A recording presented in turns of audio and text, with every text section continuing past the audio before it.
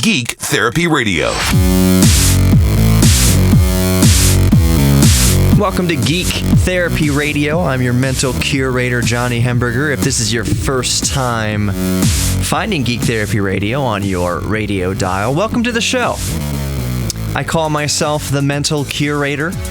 I talk an awful lot about meat and potatoes on this show. If you are a regular listener, you know exactly what I'm talking about. All these little euphemisms that become integral and woven into the very fabric of Geek Therapy Radio. But here at Geek Therapy Radio, I believe, and we believe, that we are all geeks about something. We're taking the name geek back.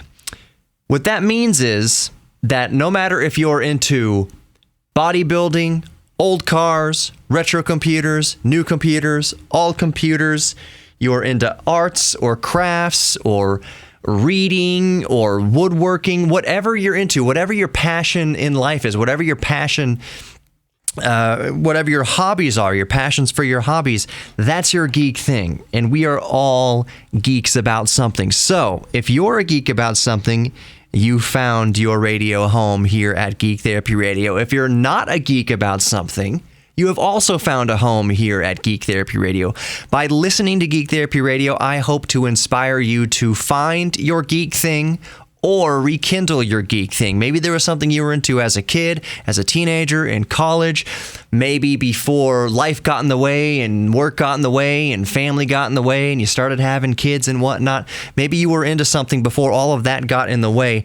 Hopefully by listening to Geek Therapy Radio and staying with me and becoming part of this family, it rekindles that fire in you to get back into your geek thing. Maybe you dust off that canvas. Maybe you go to the art store and buy some more oils or some more watercolors or some more, what's the colored pencils, whatever you're into. Maybe you have an old NES system that the last time you played it was probably 1989, but you, for some reason, you still remember where it is. Maybe you dig it out and you re-fall in love with retro gaming, 8-bit gaming, 16-bit gaming.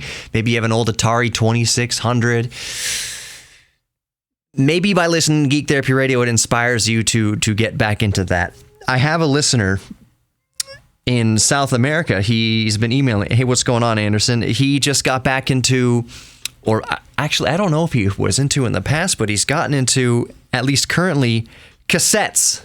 Remember audio cassettes? I'm a huge geek about audio cassettes. So anyways, Anderson has been emailing me back and forth about this South American branded cassette deck that he found, a 3-head cassette deck. It looks like a nice deck. It sounds nice. He's having fun fixing it up, restoring it, playing tapes, recording tapes. Hey, we're all geeks about something. And like I said, I love cassette tapes. I've got a 4-track, an old Tascam 4-track cassette recorder, you know, that bands would make demos with and singer and songwriters would make demos with. I got one sitting in the footwell of my car right now in the parking garage here at the iHeartMedia studios. I have several 4-track recorders. I didn't know I was going to get off on this tangent right here in the first segment of Geek Therapy Radio because I want to talk about renewable energy and oil and getting off of oil. We'll talk about that in the next segment. It's not what either side thinks it is. It's not this boogeyman, and of course we run with this misnomer and we try to hold it against each party and our constituents and whatever. We'll talk about that later. But I have a few I do have a few cassette recorders and play in tape decks, but I have the best 4-track machines ever. I have a Tascam 644 MIDI Studio. Is it a MIDI Studio? I forget. It's a Tascam 644. It is, bar none, the best 4-track cassette recorder that there has ever been. I also have its bigger brother and arguably one of the last and best cassette-based recording systems ever before digital took over. I have the Tascam 688 MIDI Studio. That is definitely a MIDI Studio. You can connect it up through MIDI, trigger it through MIDI, playback and recording and arming, all that kind of stuff, sync it up to outboard MIDI synthesizers and things, but it's a cassette recorder. It takes a regular cassette tape, high bias cassette tape. It's high bias only, and it records only at high speed, and it records 8 audio tracks to the tape. It doubles up the audio track. So it's very thin tracks to cram 8 tracks of audio onto a standard cassette tape. And you know what? It sounds awesome.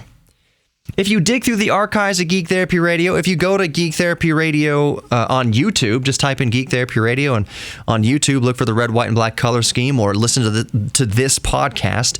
You can go to geektherapyradio.com and get to all of my Geek Therapy Radio stuff on there. But on Geek Therapy Radio on YouTube, I play back some audio on my Tascam 688. It actually sounds amazing. The audio I have on there as a demo is Billie Eilish's Bad Guy, and I only recorded it to 2 tracks of that 8-track width tape. It's not 8-track tape. Follow me here. I know it gets a little confusing. It's a standard cassette tape, high bias cassette tape, but I record in stereo a modern song. That's what I use this song for. A modern song onto 2 tiny itty-bitty narrow tracks of this tape, and it sounds amazing, especially with the DBX noise reduction. Typically, I am not a huge fan of noise reduction in general, whether it's Dolby B, Dolby C, or Dolby S. That said, Dolby S actually sounds really cool. You'll notice by what I'm talking about here, the type of show Geek Therapy Radio is. We are getting pedantic and down into the mud and the weeds of noise reduction systems in music formats and audio formats that have come and gone. I don't think cassette is ever going to see the comeback that vinyl records have, and I don't think that's a bad thing. Cassettes, here's the thing, and you know that if you're into cassettes, Anderson, I know you're listening, and others who are listening who have gotten back into cassettes, there's a reason why cassettes went away. One of the reasons, that being said, if you're willing to put in the work and commitment and investment at this point, because good cassette decks can cost quite a lot of money. Nakamichi Dragons, like Nakamichi Dragon 7s, you can spend over $1,500, $2,000 easily on a cassette deck right now. But if you put the time and effort into getting the most out of a cassette tape, they sound phenomenal. They sound nothing like you remember them sounding. They sound astounding. Same thing with vinyl records, but vinyl records are much easier to deal with. That's one of the biggest reasons why they're coming back with a vengeance the way they are now. We want something tactile. They also sound good. You got to think about it.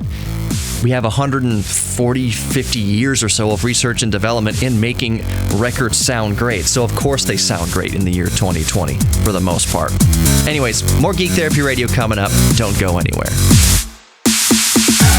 Welcome back to Geek Therapy Radio. You've got your mental curator, Johnny Hemberger. Go to geektherapyradio.com for more information about Geek Therapy Radio. You can find the podcast in your favorite podcast app, if I can speak. Of course, we here at iHeartMedia prefer the iHeartRadio app. Just search for Geek Therapy Radio on whatever app you're using. Look for the red, white, and black color scheme, and you're good to go. You can also just Google Geek Therapy Radio, but honestly, the easiest thing to do, www.geektherapyradio.com. And for new listeners and for people who haven't visited the site yet, the very first thing you see is a giant contact form. It's just for you to reach out to me and tell me what you're geeking out about. So many of you have done that, and it's so easy to do. You tell me about dusting off your old video game systems. So you found an old CRT, you hooked up your Super Nintendo to a CRT. You're a pilot, you're into flying, you're into cassette tapes like we were talking about in the last segment. Very easy to do. Contact form. I don't try to sell you anything really on the website. I mean, there's a merch store if you want to buy a coffee mug or some stickers for Geek Therapy Radio. But the very first thing you see is just a contact form. And it's not, hey, put you on a mailing list or anything like that. No, it's just to kind of tell me what you're a geek about or make comments on the show. geektherapyradio.com. All right, in the last segment, we kind of ended, I was touching on vinyl records and one reason why they're so popular again nowadays. By the way, vinyl records for the past several years have been the number one selling physical form of media, which makes sense. It doesn't mean that people are going out there. It doesn't mean that Billie Eilish, let's say, a very popular artist right now, is going out and selling 10 million albums, like actual albums. That's where the term came from, albums. When people say, I sold 10 million albums on CD. Albums means record, like the vinyl records, or vinyl records as we know it. The physical medium of media right now, the highest selling is the vinyl records. That makes sense because by and large, far and away, not even close, not even on the same ballpark or on the same radar screen, streaming audio has of course far surpassed any sort of physical medium. CDs are almost non-existent now. Cassette tapes, obviously even less, but out of all the physical mediums, records are the king. They are the most selling form of physical media. So at the end of the last segment, we were talking about kind of the benefits of vinyl records. Why do people swear by vinyl records? And I don't claim to be an audiophile or some gatekeeper at the gates of audiophilia.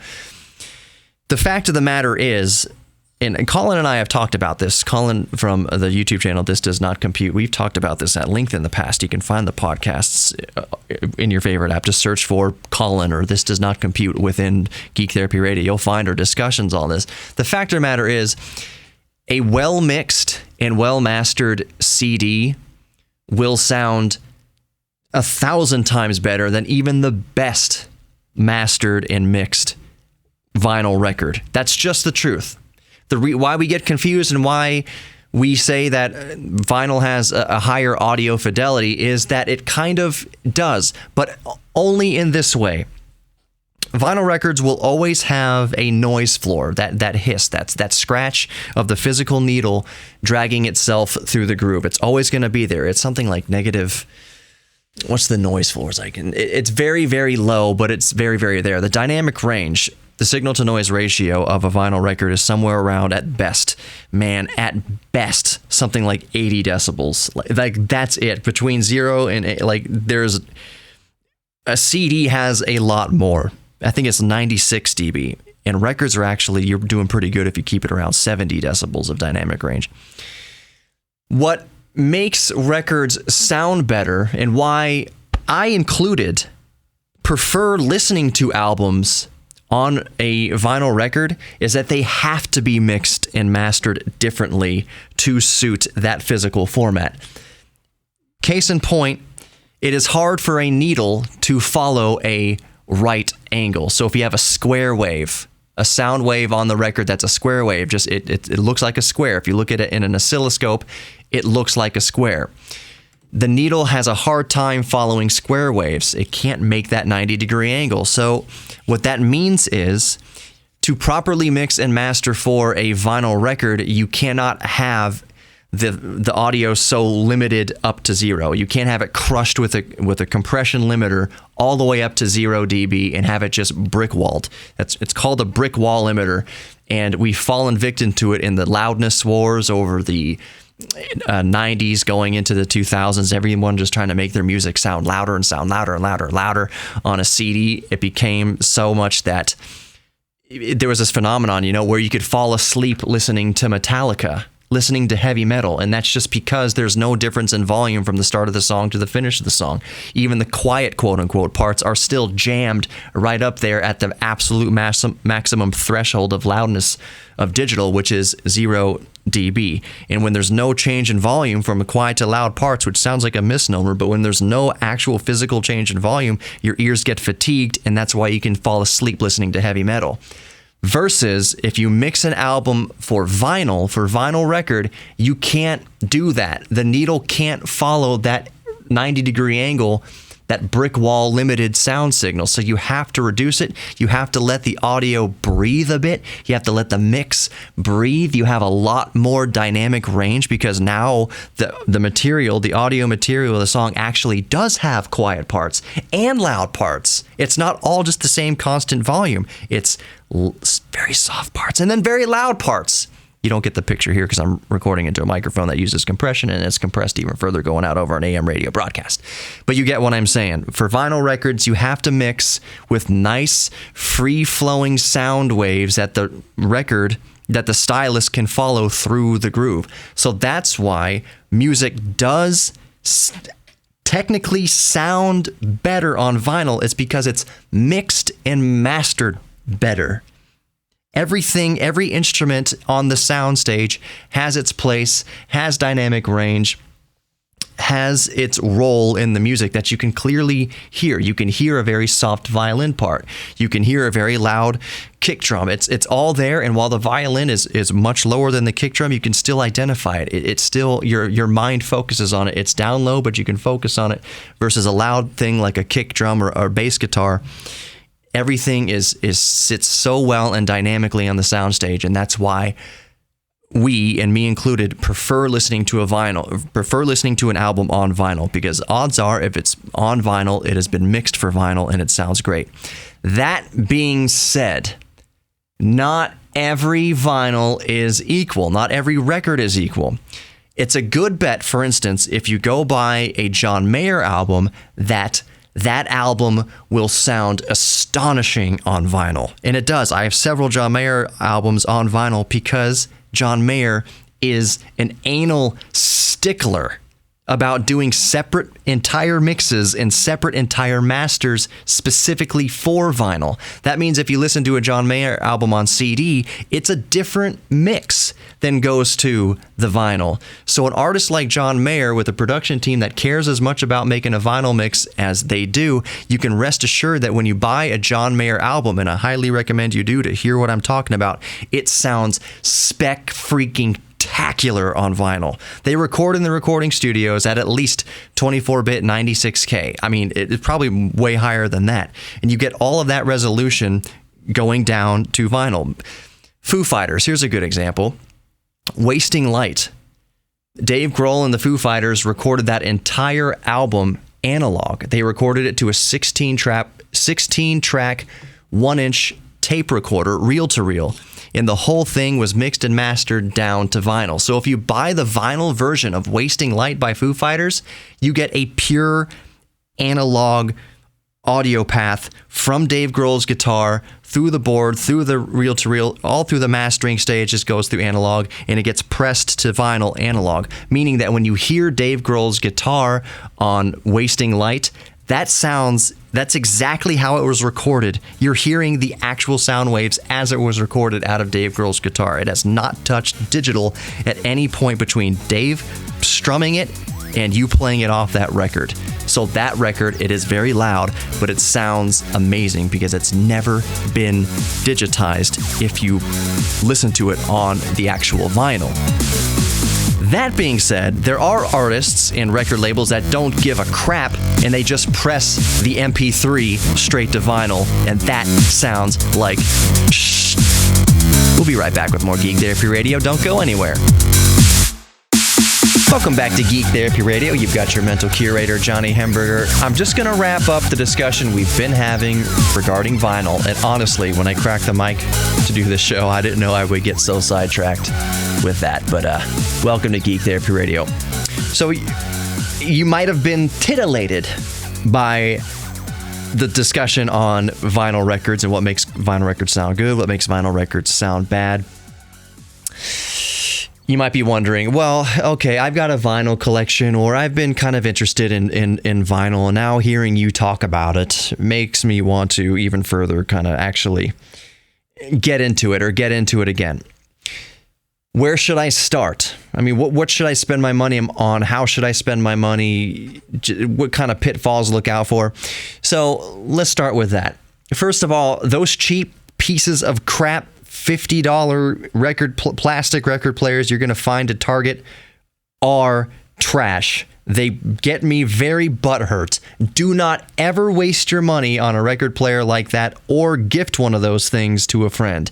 They are horrid garbage. You 100% get what you pay for. Putting any record on those piece of crap Crosby things, whatever they're called, all-in-one things, is going to destroy whatever vinyl you put on it. The styluses that they have, the Styli, the cartridges that they have on there are cheap, Chinese, garbage, plastic, ceramic, terrible, harsh sounding, god-awful, atrocious things. You can see why I'm all passionate about it. They're terrible. Don't do that. Resist the temptation to do that. I will tell you now, though, that your best bet is kind of twofold here. Not twofold, but you can go either way with this. One, you still have a decent record player that you kept from, I would say, maybe early 90s through the 80s, 70s. You might have a good record player somewhere in your collection, or maybe up in your attic collecting dust. If you have that, lucky you, and you've held on to it for 20, 30, 40 years, lucky you, you probably have a decent one. You have one that is guaranteed to be light years better than whatever piece of crap garbage you'd pick up at Walgreens or Target on the way out for $50. I guarantee you. But you might be wondering, I don't even know if that thing works after so many years. Well, here's also a good thing. They are relatively easy to fix. If you have a direct drive record player turntable it's actually gears turning each other and turning the turntable, turning the bladder, turning off the plinth and all that kind of stuff. If you have a direct drive record player, vinyl player, odds are that dust it off, it'll probably work just fine. If there is something wrong with it, it's a little bit more complicated to repair. You're talking about plastic cogs in there that deteriorate over 40 years. But I would wager, if it's been stored decently, that all it takes is a quick dusting off, get the electronics, duster blower thing, and just blow the dust off there. And that's probably mostly what it needs. You might have to kind of rebalance the tracking arm a little bit. There's that counterweight on the back there. Get it to a good, whatever the recommended weight is for the record player. It's usually a couple fractions of a gram or a couple grams, whatever. Look it up for your record player. Google is amazing. Just type in the model of your record player and it'll tell you what to weight the arm. So basically, it's a little bit of just dusting off and kind of calibrating a little bit with the tracking arm, making sure that the stylus is still on there, and popping a record on there, hooking it up to your sound system, and you're off to the races. If you have a turntable that you've held onto that is belt-driven, the bad news is that by all accounts, if you haven't run that thing in 20 years, and even if you have been running it for 20 years, the lifespan of a belt that goes from the capstan or from the motor to the actual platter, the lifespan of those belts is usually between 10 and 20 years if you're lucky. So odds are, if you have a belt-driven turntable still in storage and you press play and you don't understand why nothing's happening, I can hear things moving but nothing's happening, it's malfunctioning, it's just the belt, and belts are cheap. And again, that's an issue of whatever model number of turntable you have, plug it into Google and see what kind of belt you need. It's a few bucks for a belt. Don't just use a rubber band. A rubber band is not going to do the same thing as a belt. It's an entirely different rubber chemistry. The rubber band is too bouncy. You're going to get a whole lot of wow, and speed differences as the record turns if you use a rubber band versus a belt. A belt, you can think about a belt like the shock absorber in your car. A rubber band's like the spring. The spring needs the shock absorber to absorb the vibrations. Yes, the spring kind of dampens the blow, but the shock absorber is what evens out the spring. So you can think of a belt like a shock absorber and a rubber band like a spring. You don't want to put something springy on a turntable because it's going to bounce around and vary with the speed, versus the belt, which will absorb the very, not microscopic, but the almost imperceptible speed variables in the electric motor that's driving the turntable. It'll kind of absorb those differences, those very minor differences in speed, and kind of even it out to an even 33 1/3 or 78 or whatever speed you're playing the record at. Just make sure you put a belt in there. Just Google your model number of turntable that from 30 or 40 years ago, see what belt it needs. And I will throw in a plug here, because I don't know where else to get belts in person. If you're in Houston, if you're listening to the show as of right now, we're not syndicated. Geek Therapy Radio isn't syndicated anywhere. So if you are listening in Houston, a place to go that has a plethora of belts and probably has the belt you need just on hand in the shop is one of my Disneylands. One of my Disneylands is Micro Center, but that's not what I'm talking about now. Micro Center doesn't have turntable belts. The place I'm talking about is called Electronics Parts Outlet, EPO. It's right here in Houston. Google the location. Actually, I'll just tell you right now. I'll bring up Google. I want to make sure I get this right. EPO Houston. Why can't I see it here? Directions. Electronics Parts Outlet. Yeah, 3753 Fondren Road.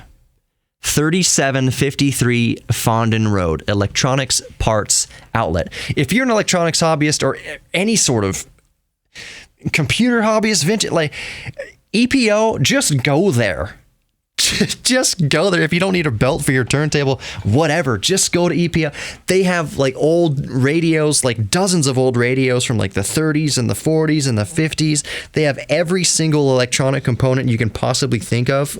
I'm talking capacitors, resistors, diodes, light emitting diodes, photovoltaic cell. Like they have everything there for your electronics project. They have floppy disks. They have 5 1/4 inch floppy disks. They have 3.5 inch floppy disks. They have disk drives. If you're trying to restore an old computer, they have actual floppy disk drive. They have everything there. Model airplanes, models, friggin' laser beams strapped to sharks' heads. They have everything. They have a full life-size R2-D2. It's awesome, and it works. It's motorized. I freaking love EPO. That was like a minute. They're not paying me, I assure you. I'm working on them. I would love to have them as a sponsor of the show, but anyways, if you need a belt for your turntable or for anything else and just want to go geek out somewhere, Electronics Parts Outlet, one more time, the address, and I'm just helping you out. Again, they're not giving me a freaking dime for this. Electronics Parts Outlet, 3753 Fondren Road, and they are open. Just mask up and social distance. Just do your part. But they are open, and it's an amazing store.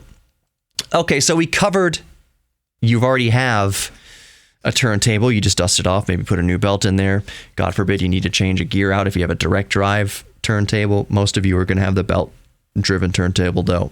So that's how you get up to speed there. Cartridges, you can easily find cartridges and stylus online. Easy, easy, easy. So what about new?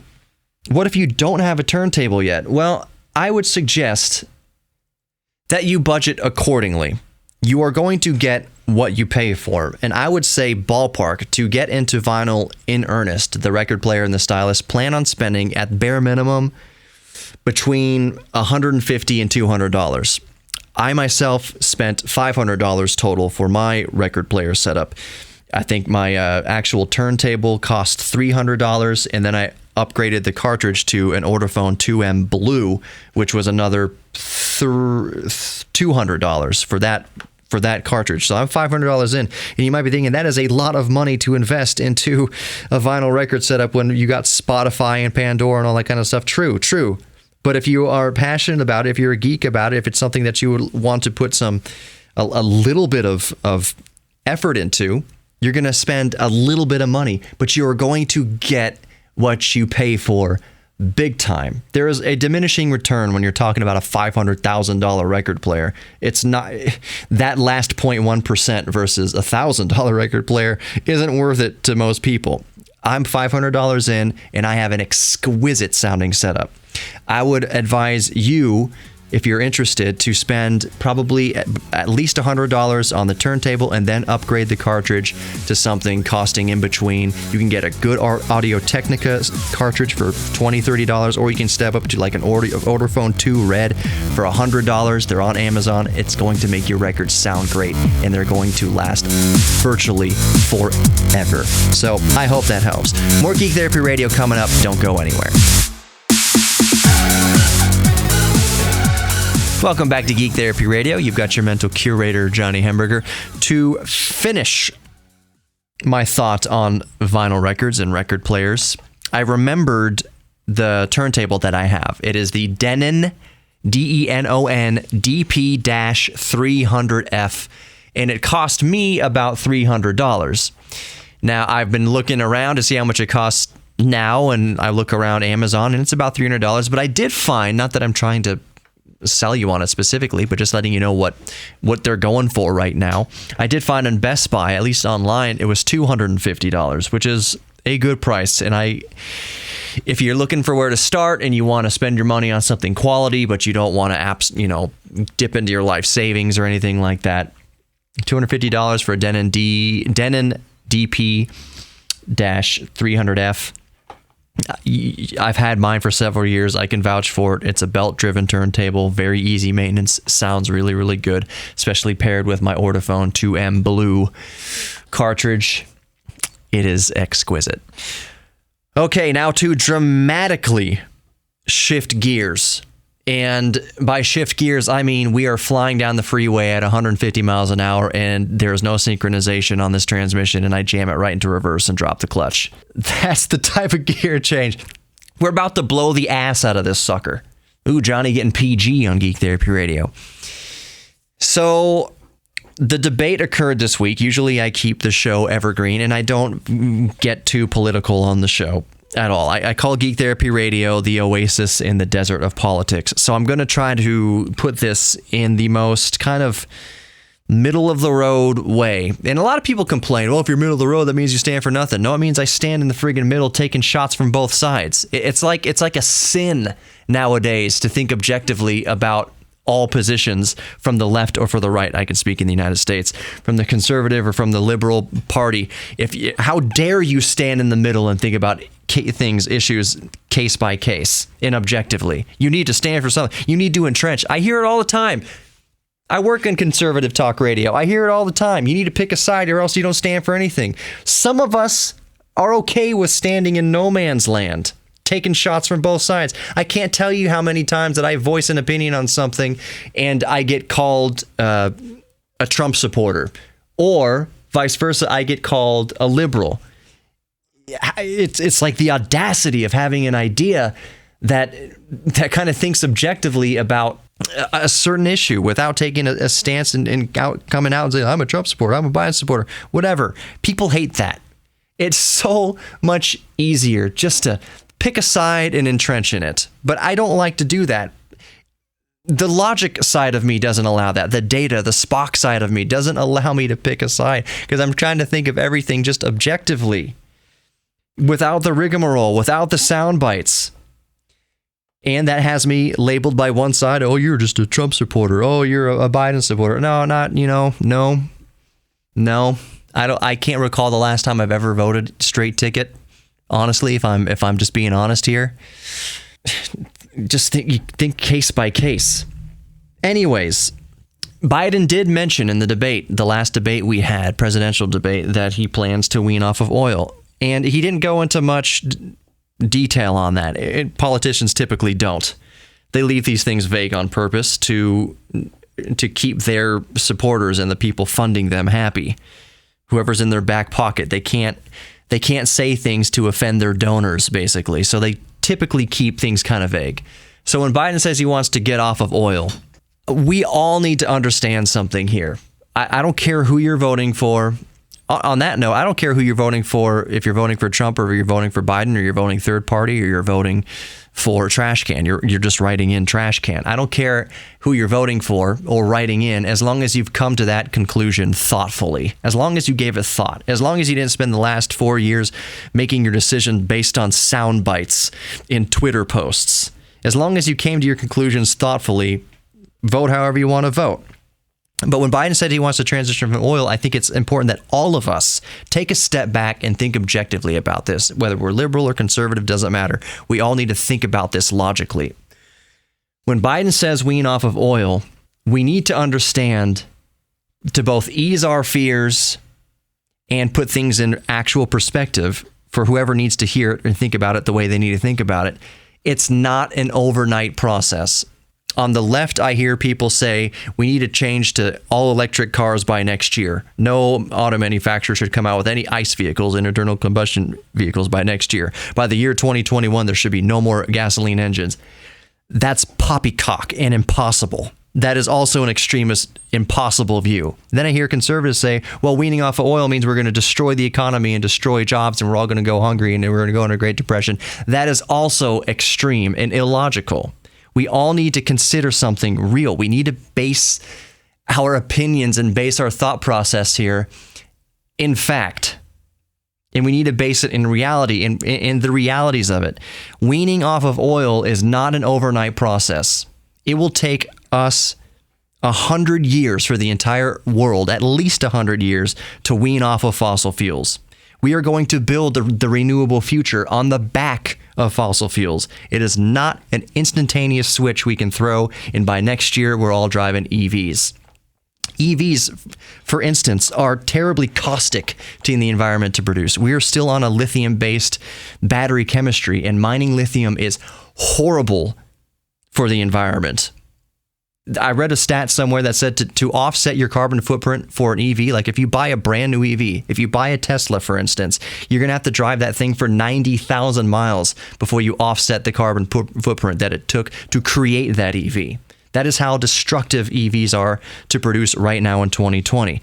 We will absolutely get to the point where we can create EVs much more responsibly in terms of the climate and in terms of the environment. We will get there. But again, that's not an overnight process. We will not wean off of oil in an overnight process. It will take 100 years. And you can say, well, a certain country did, and a certain country did this, certain country did that. Certain country is completely carbon neutral right now. All those countries have tiny populations. We can't compare the United States or India or China to some tiny Nordic country with 3 million people or 5 million people. We're talking about countries with over 1 billion people, with 2 billion people, with 350 million people, with each country having its own unique needs, its own unique structure, its own unique setup, its own unique problems. We cannot compare apples to oranges. The fact of the matter is it's going to take at least 100 years for the world to transition off of petroleum. So we need not fear the boogeyman that transitioning to oil is going to destroy jobs tomorrow. It will not. It will take decades before the jobs change. And that's the biggest key word there. The transition of oil over the next several decades doesn't mean jobs are going to go away. It means those jobs are going to change. The BP oil field worker out there toiling right now, their grandchildren will still work for BP, but they'll be renewable energy engineers. The jobs won't disappear. They are going to change. If they disappear, it would be because of automation, and that's an entirely different discussion. Things change. When the automobile first came to the United States, farmers said, this product is useless, it'll never work because it can't plow a field. And then we have tractors and we have farm production like we've never dreamed before.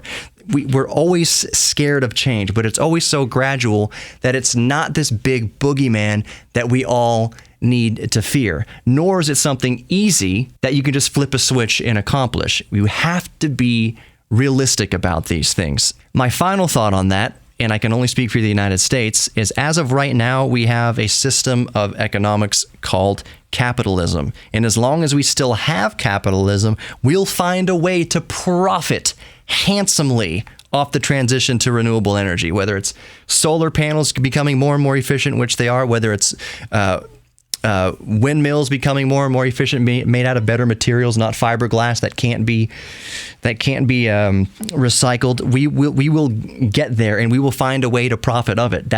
Profit off of it. That's the exact reason why big, giant, huge oil companies invest billions upon billions of dollars in renewable energy research. We'll get through this. We will get through this. We need not fear the boogeyman in the closet. We're resilient. We're smart. We'll get through this. Please sleep tonight. You can sleep tonight. It's okay. Thank you so much for listening to Geek Therapy Radio this week. If you don't remember anything else I mentioned here, please remember, put it into your brain, burn it into your eyeballs, that you are worthy of love. You're worthy of giving love, and you're worthy of receiving love, and you're worthy of your own self-respect. Take care. By this time next week, I'll be a first-time father. If you'd like to sponsor Geek Therapy Radio, get at me, geektherapyradio.com, and let's talk.